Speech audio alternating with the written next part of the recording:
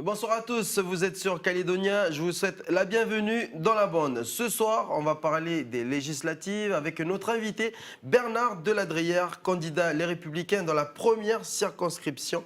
Comment va-t-il défendre le dossier calédonien au Palais Bourbon? Il souhaite organiser avec le concours de l'État des États généraux de l'avenir. On va voir qu'est-ce que c'est. On en parle donc avec Clémence Lostran, Stéphanie Marlier qui va nous rejoindre dans la deuxième partie et bien évidemment avec le candidat Bernard Deladrière, candidat, je rappelle, candidat aux législatives dans la première circonscription. Bonsoir. Bonsoir. Je vais y arriver. Merci d'être avec nous. Merci à vous. Clémence, avec toi, on va voir le mode de communication qu'a utilisé le candidat. Tout à fait, puisqu'effectivement Bernard Deladrière fait partie de ces candidats très investis sur la toile et la communication numérique. Donc, on reparlera. Si vous le voulez bien, on va commencer notre entretien. J'ai du mal en ce moment, enfin aujourd'hui, avec les autres circonscriptions, mais je vais y arriver. Alors aujourd'hui, vous êtes membre du gouvernement, Monsieur Deladrière, en charge notamment du suivi des transferts des compétences, un dossier très important au vu des échéances qui nous attendent. Et en même temps, vous faites campagne donc, pour les prochaines législatives. Comment est-ce que vous arrivez à gérer ça? Ben écoutez, je commence à avoir une certaine expérience. Ça fait 43 ans. Non, mais de travail, de carrière. Ça fait 43 ans que je travaille. Et donc, j'ai appris à m'organiser, à travailler vite. Donc, ça fait des journées longues, mais j'arrive à gérer. Et si jamais vous êtes élu candidat, si vous êtes élu député, oui. Est-ce que vous allez choisir plutôt un siège au gouvernement ou au Parlement Bourbon? Avec la nouvelle loi sur le cumul des mandats, ça sera automatique. Si je suis élu député, j'arrête mon mandat de membre du gouvernement. C'est automatique. Et c'est la première fois, surtout, que vous vous présentez en tant qu'élu, là. Bien, c'est-à-dire que c'est la première fois que je me présente en tant que tel, en tant que Bernard Deladrière. J'ai souvent été sur des listes, aussi bien municipales que pour l'élection du gouvernement, mais là, c'est moi qui me présente, tout à fait. C'est un changement de vie? Oui, c'est à 65 ans notamment. Non, on va y revenir juste quelques mots. D'accord. C'est un changement de vie, excusez-moi, je vous ai coupé la parole. Oui, c'est un changement, enfin c'est une accélération incroyable du rythme de la vie quotidienne. C'est vrai que depuis environ 4 mois, c'est un rythme très très soutenu. Alors je propose maintenant que l'on regarde un extrait d'une de vos vidéos de campagne que l'on a récupérée sur votre page Facebook. Regardez. Ma candidature, c'est l'aboutissement de 30 ans d'engagement au service de la Nouvelle-Calédonie et de ses habitants. Nous devons tous ensemble, pour l'avenir de nos enfants et de nos petits-enfants, rechercher une sortie apaisée de l'accord de Nouméa. Un projet qui rassemble le plus grand nombre plutôt qu'un projet qui divise. Il est prévu dans le texte de l'accord de Nouméa que dans moins de 2 ans maintenant, nous nous prononcions sur notre avenir. Il est essentiel que la parole soit redonnée aux Calédoniens lorsque leur destin est en jeu.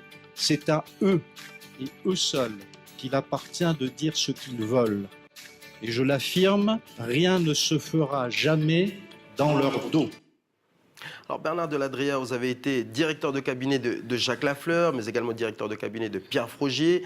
Vous faites partie depuis 30 ans du rouage de la machine institutionnelle du pays. Et vous avez également été premier président du conseil d'administration de Promo Sud. Aujourd'hui, j'ai envie de vous demander, est-ce que vous fondez l'armure? Vous vous lancez directement sur la scène? Alors pourquoi aujourd'hui? C'est très bien que vous ayez commencé par ce rappel d'un certain nombre de choses que j'ai faites. Et c'est effectivement un aboutissement logique. C'est-à-dire que pendant 30 ans, vous le disiez tout à l'heure, je me suis investi dans à peu près toutes les fonctions dans les institutions calédoniennes. Donc je les connais de l'intérieur. J'ai été négociateur de l'accord de Nouméa, pas seulement signataire, mais négociateur. Et donc on est à 18 mois de la sortie, enfin en tout cas du référendum. Et moi je souhaite maintenant accompagner cette dernière étape en m'engageant personnellement. Alors en ce moment, on parle quand même beaucoup de renouvellement de la classe politique. Alors effectivement, à 65 ans, est-ce que vous pensez pouvoir incarner ce renouvellement? Ben écoutez, vous savez, à 65 ans, on est encore jeune de nos jours. L'espérance de vie a très nettement cru. Moi, je me donne encore 25 années de vie.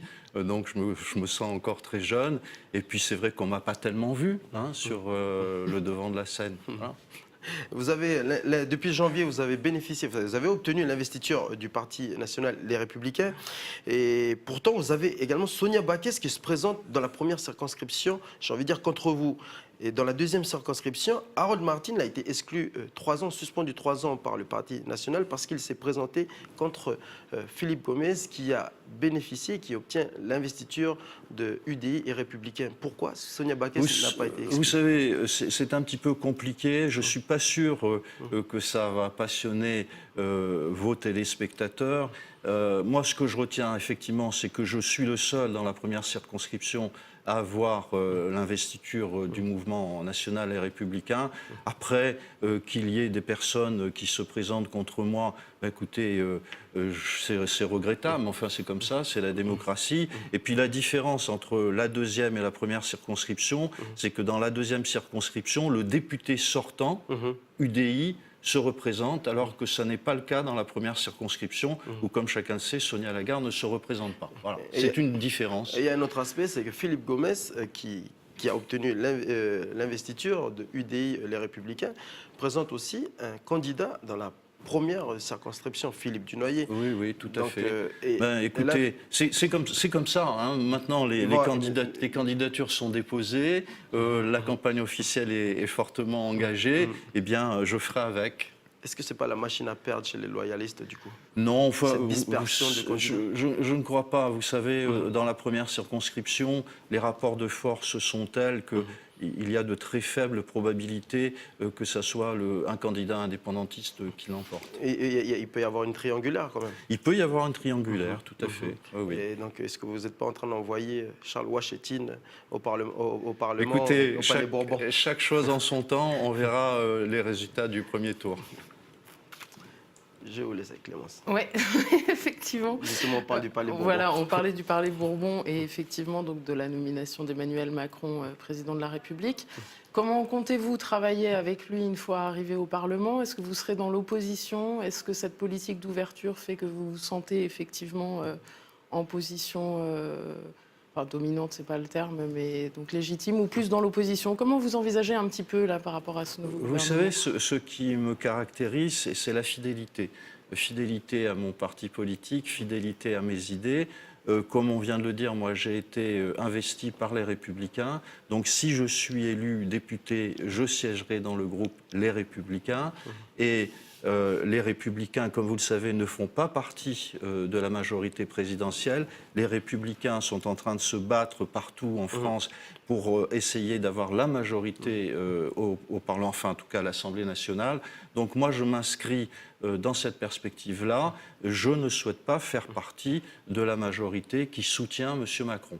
Après, sur les positions qui seront prises sur chaque texte de loi à l'Assemblée nationale, les Républicains ne font pas de l'opposition systématique et je dirais stupide. Si un texte est vraiment dans l'intérêt de la France, eh bien, on le votera. Alors justement, quel sera le rôle d'un député calédonien à l'Assemblée nationale, sachant qu'il y a des compétences qui ont été transférées au pays, donc gérer, voter au Congrès, et qu'il ne reste que les compétences régaliennes?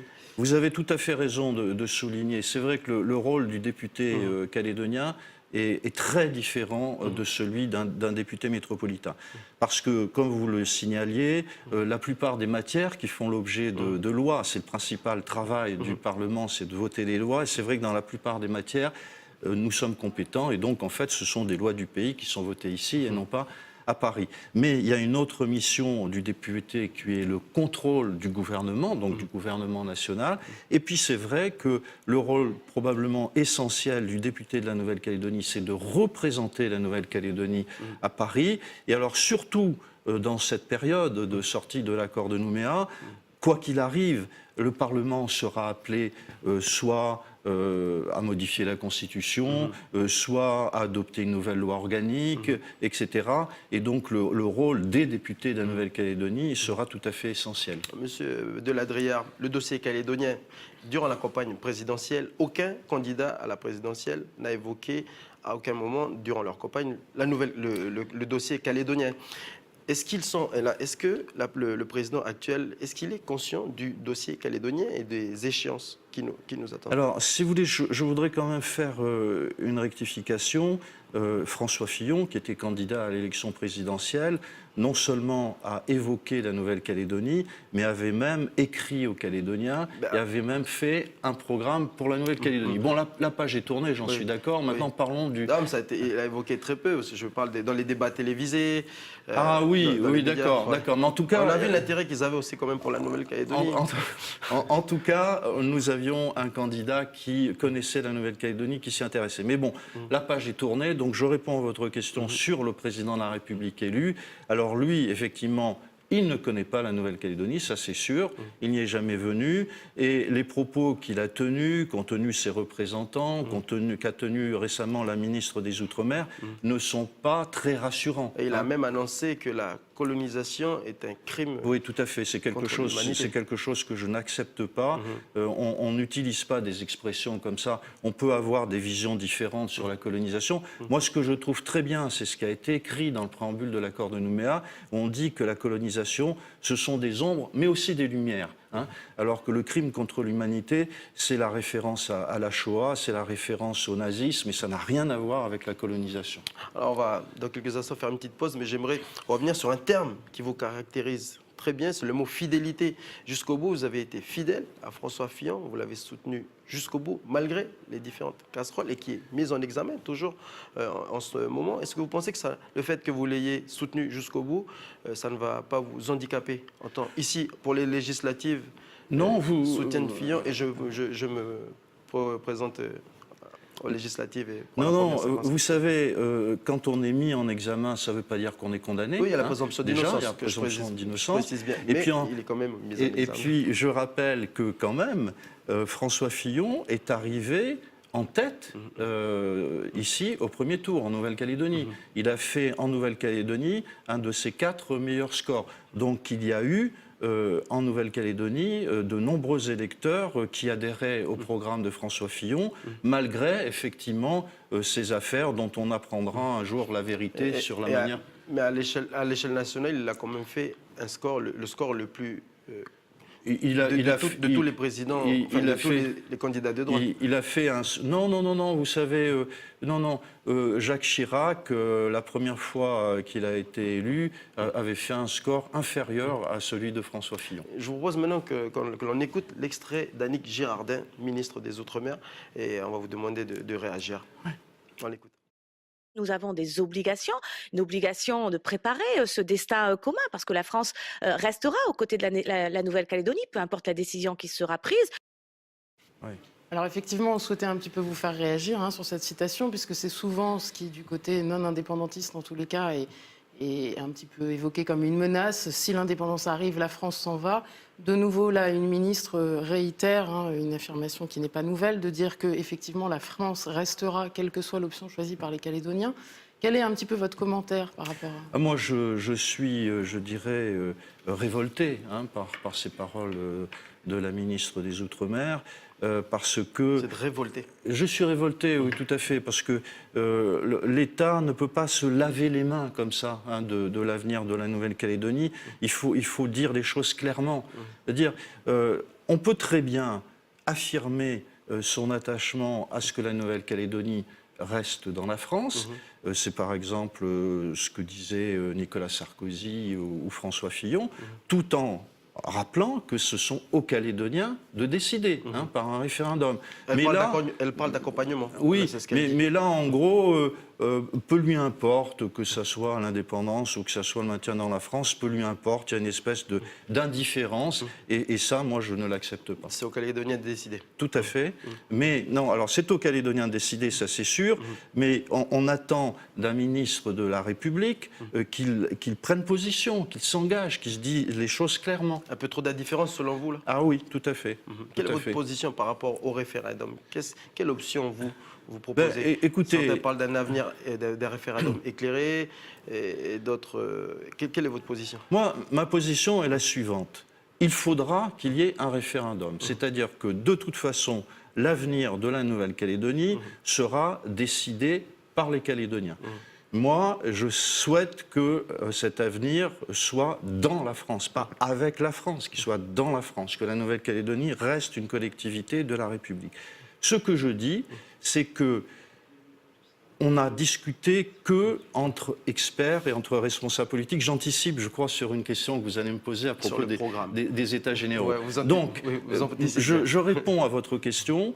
Il y aura un référendum. Je souhaite qu'il y ait un référendum. Le sujet, c'est de savoir sur quelles questions on interroge les Calédoniens. Moi, je souhaiterais qu'on en discute, que la parole soit donnée, cette fois-ci, aux Calédoniens, avant ce référendum, et j'expliquerai pourquoi tout à l'heure. On y revient juste après dans la pause, et on va parler également de votre programme. On fait une courte pause, et on se retrouve juste après pour la deuxième partie. À tout de suite.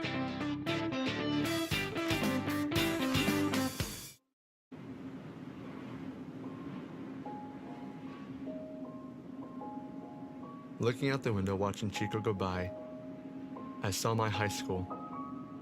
I saw the park where I made out with my first boyfriend. The trees, the buildings, and the crack horse. I was saying my final last words to Chico. The place I was born and raised. My last thoughts were, how long would it be before I came back here? See you, suckers.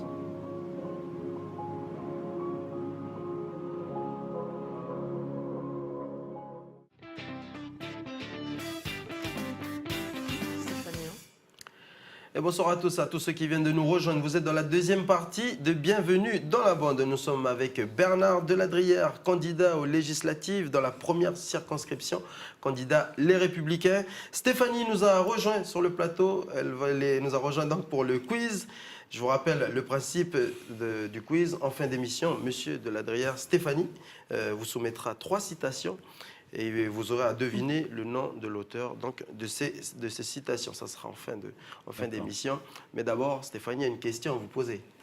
Oui, bonsoir Monsieur Deladrière. Donc je suis calédonienne métisse. Oui. Donc de par ma mère, je suis métisse kanak. Oui. Ma grand-mère était fille du chef de la tribu de Nassira sur Boulot-Paris. Oui. Et mon grand-père était berrichon. Et du côté de mon père, je suis descendante de Colomb-Feuillet et de Niaouli. Bon métissage. Et merci. Et dans l'accord de Nouméa, dont vous avez été donc négociateur et co-signataire, donc on parle du peuple kanak et des autres communautés qui ont contribué au développement du pays. Mais moi, en tant que métisse, je ne me retrouve pas en fait ni dans l'une des catégories ni dans l'autre. Et ma question, c'était de vous demander comment est-ce que vous considérez justement cette catégorie de personnes dont je fais partie.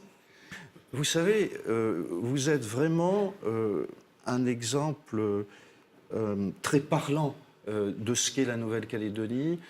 Effectivement, la Nouvelle-Calédonie, c'est un pays métissé et le destin commun, l'avenir partagé, vous en êtes la preuve vivante. Alors après, je dirais que les catégories, c'est pas très important finalement. C'est à des fins statistiques, mais ce qui est important, c'est de se sentir calédonien. Voilà. Oui. Ce que je vous répondrai. D'ailleurs, je me sens, c'est vrai, calédonienne avant tout. Voilà. Merci pour cette réponse. On va revenir, si vous le voulez bien, maintenant sur votre programme. Alors, vous parlez d'états généraux de l'avenir. Qu'est-ce que c'est, Monsieur Deladrière ? Alors, en fait, c'est très simple. C'est-à-dire que pendant les 5 années du quinquennat Hollande, eh bien, l'État, qui aurait dû s'engager pour préparer le référendum, ne l'a pas fait. Il n'y a eu que des discussions entre des experts et des responsables politiques. Et moi, ce que je souhaite, il est encore temps, c'est qu'avant novembre 2018, eh bien, la parole soit donnée aux Calédoniens autrement que par un bulletin oui ou non qu'on va mettre dans l'urne. C'est très important. Mais ce qui serait bien, c'est qu'avant, dans toutes les communes, il y ait des ateliers qui se réunissent, auxquels pourraient participer tous les habitants de Nouvelle-Calédonie, pour parler de tous les sujets, pas seulement l'avenir institutionnel, mais les sujets économiques, sociaux, culturels, éducatifs, etc.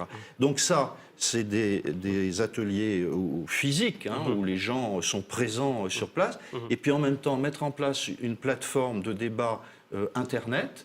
Il y a des sociétés qui sont tout à fait capables de réguler, de modérer un débat. Il y a beaucoup de Calédoniens qui sont connectés à Internet, et donc qu'on puisse s'exprimer aussi sur Internet.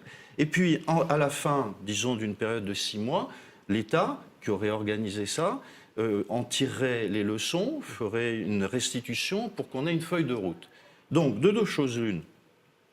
S'il ressort que les Calédoniens, beaucoup de gens parlent au nom des Calédoniens, moi j'aimerais bien qu'ils s'expriment eux-mêmes. Hein.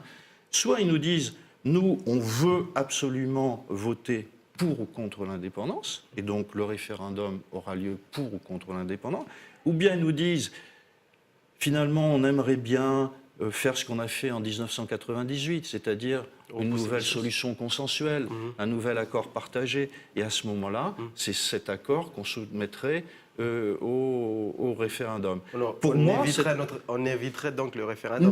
Non. Ça c'est très important. Il y aura un référendum. Il y aura un référendum, quoi qu'il arrive. Quoi qu'il arrive. Pour moi, bien évidemment, ce nouvel accord, cette nouvelle solution partagée, c'est dans la France. Voilà. Avant fin 2018. Avant fin 2018. Novembre 2018. Voilà, tout à Alors, fait. en tant que candidat de la première circonscription, donc vous n'avez pas effectivement d'homologue dans la seconde, est-ce que ces états généraux auraient bien lieu dans l'ensemble du pays? Ah C'est oui, une des oui, questions bien que- sûr, bien sûr. Il faut, bien évidemment, c'est pas un parti politique qui va les organiser, parce que si c'était un parti politique, ça serait considéré comme partial, pas objectif, etc. Donc il faut que ça soit l'État qui l'organise, et partout. Et bien évidemment, non seulement dans le Nord, mais aussi dans les îles Loyauté, dans les 33 communes de la Vous Nouvelle-Calédonie. avez soumis cette proposition au commissaire Thierry Lataste, Ah, personne non, que vous connaissez très bien. D'ailleurs, oui, c'est c'est la même un promo. camarade, Voilà, de promotion. Mais enfin là, Ils étaient à l'ENA ensemble. il est en période de réserve. Oui, et voilà, donc, il laissons. Mais oui, ce serait envisageable de lui soumettre. Ah, mais de toute façon, proposition. une fois les élections passées, si je suis élu député, c'est une des premières choses que je ferai, oui. On lit aussi que vous êtes favorable au maintien des dépenses de l'État en Nouvelle-Calédonie. Est-ce réalisable vu le contexte économique actuel de la France? Oui, je sais que c'est une inquiétude chez certains de nos concitoyens. Ce sont environ 150 milliards qui sont transférés chaque année par la métropole. Et je crois qu'il ne faut pas être inquiet parce que il y a des engagements qui ont été pris par l'État, notamment pour les grosses sommes. C'est d'une part la compensation des transferts de compétences, notamment celle de l'enseignement. Et puis ensuite, il y a toutes les dépenses de l'État pour la police, pour la justice, pour l'armée, etc. Les compétences régaliennes, comme vous dites.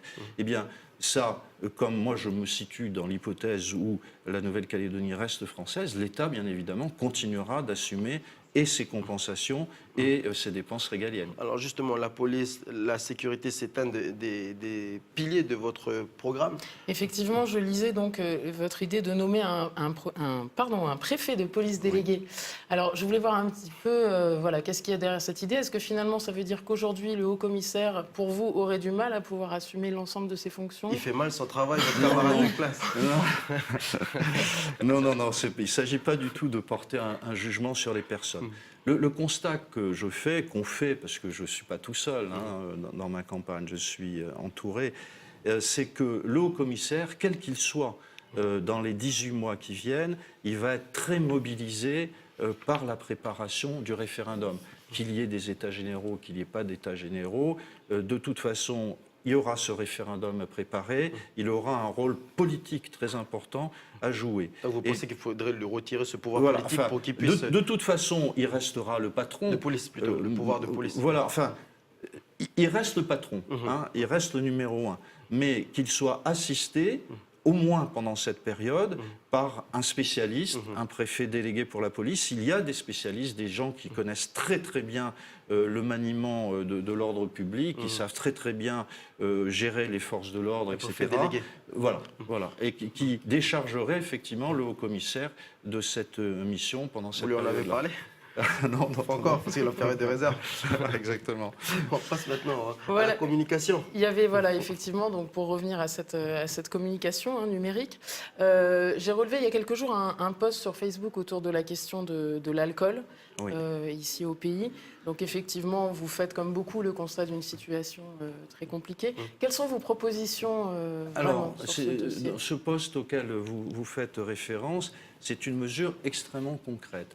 C'est-à-dire qu'aujourd'hui, les forces de l'ordre ne peuvent sévir qu'en cas d'ivresse manifeste sur la voie publique. Et moi, je propose que toute consommation d'alcool sur la voie publique soit interdite. Voilà, c'est la différence, même s'il n'y a pas ivresse manifeste. On ne pourra plus boire juste un verre de bière en terrasse. Voilà.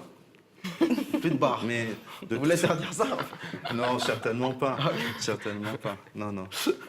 Alors, un autre aspect qui m'a intéressé dans votre communication, qui là est plus sur le site, où il y a une rubrique qui s'appelle Stop Intox, et donc où effectivement vous apportez des précisions sur des éléments qui seraient des rumeurs sur ce que vous auriez dit, vous apportez des démentis. D'où est venue un petit peu cette...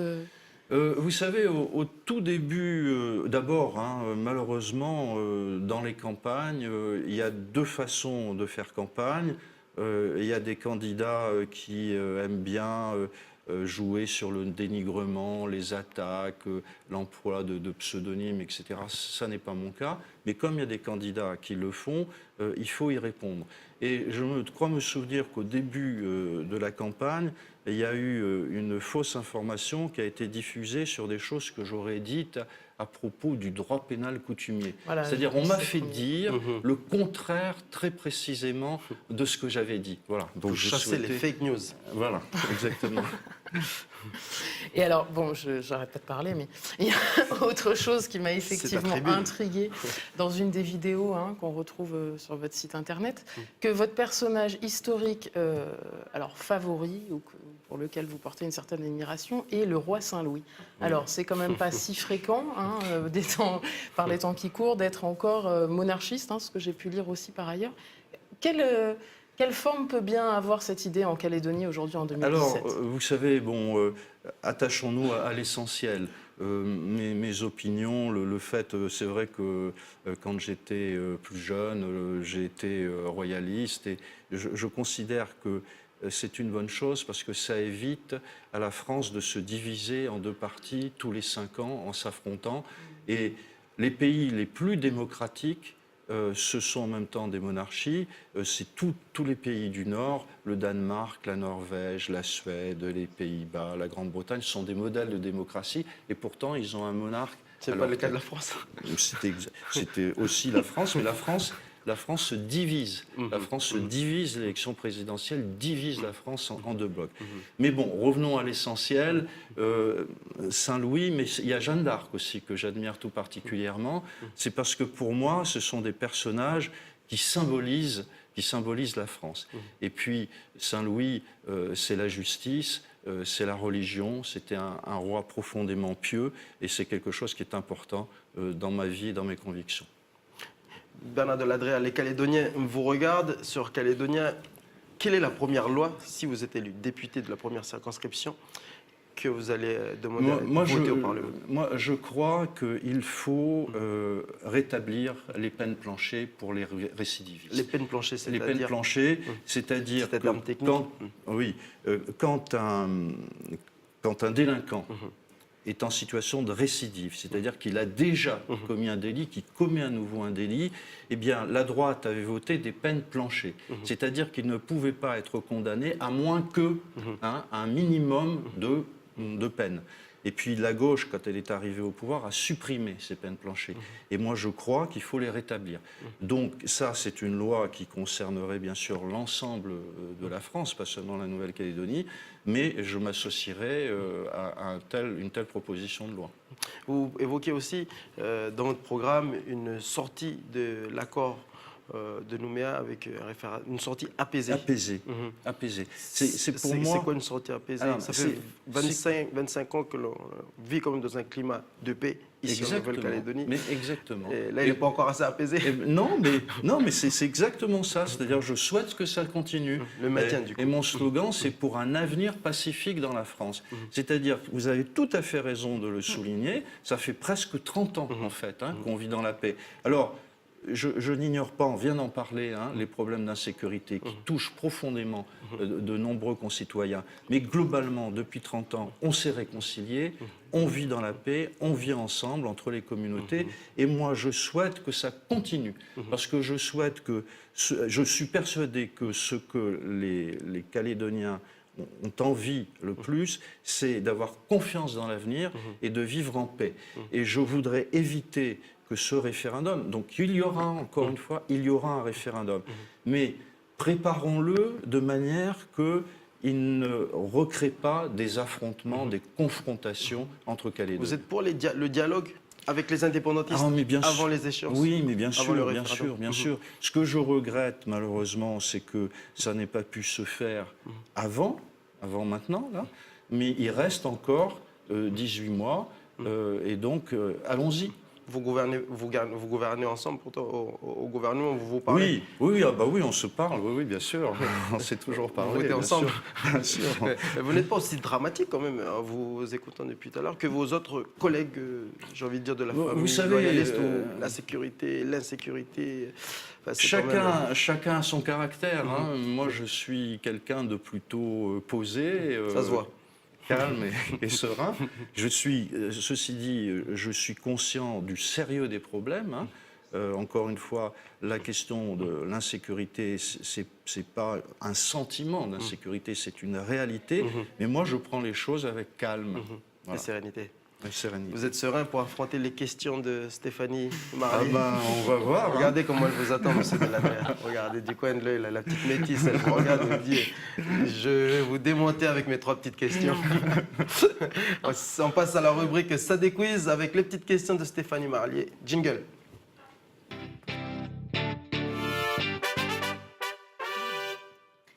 Alors, c'est parti. Première question, monsieur Deladrière. En politique, le choix est rarement entre le bien et le mal, mais entre le pire et le moindre mal. D'après vous, qui a dit cette citation? Charles de Gaulle, Nicolas Machiavel ou Malcolm Turnbull? Alors, en politique, le choix rarement entre le bien et le mal, entre le pire et le moindre mal. Je dirais plutôt Charles de Gaulle. Non. C'est Nicolas Machiavel. D'accord. Alors, justement, une petite question par rapport à la citation de Nicolas Machiavel. Si vous n'êtes pas au deuxième tour des législatives et qu'il y a, imaginons, Madame Baquès et Monsieur Dunoyer, vous votez pour qui, le mal et le moindre mal? Vous pensez bien que je ne vais pas vous répondre à cette question. C'est dommage. Pour 2 raisons. D'abord parce que je pense que je serai au second tour. Et deuxièmement, c'est le genre de décision qu'on ne prend pas tout seul. On le prend en parlant avec son parti politique, son équipe de campagne. Voilà, Justement, etc. vous allez en parler. Il y a une stratégie qui sera mise en place. Bien sûr, bien des sûr. loyalistes, parce Bien que sûr, bien en sûr. cas de Tout la à phase de fait, tout à triangulaire. fait. Mais prenons les choses en leur temps. En leur Pour temps. le moment, on se bat pour le premier tour. Dans tous les cas, vous soutiendrez quelqu'un. Oui, j'espère que ce sera moi-même. Deuxième question, Stéphanie. Ah, je laisse la Alors, parole à du Clémence. coup, pardon, c'est mon Clémence. tour. Alors, dans toutes les formes de gouvernement, c'est le peuple qui est le véritable législateur. Donc, c'est une citation de Barack Obama, de Martin Luther King ou d'Edmund Burke. Ah là là, elles sont difficiles vos questions. Hein. J'aurais qu'elles sont dit, particulièrement dures, dit Edmund Burke. Eh bien, c'est bien vu. Bon, C'est effectivement merci, ça. on ouf et on une. au moins. Ça fait une bonne réponse. Et la dernière question, donc, la politique est l'art de rendre possible ce qui est nécessaire.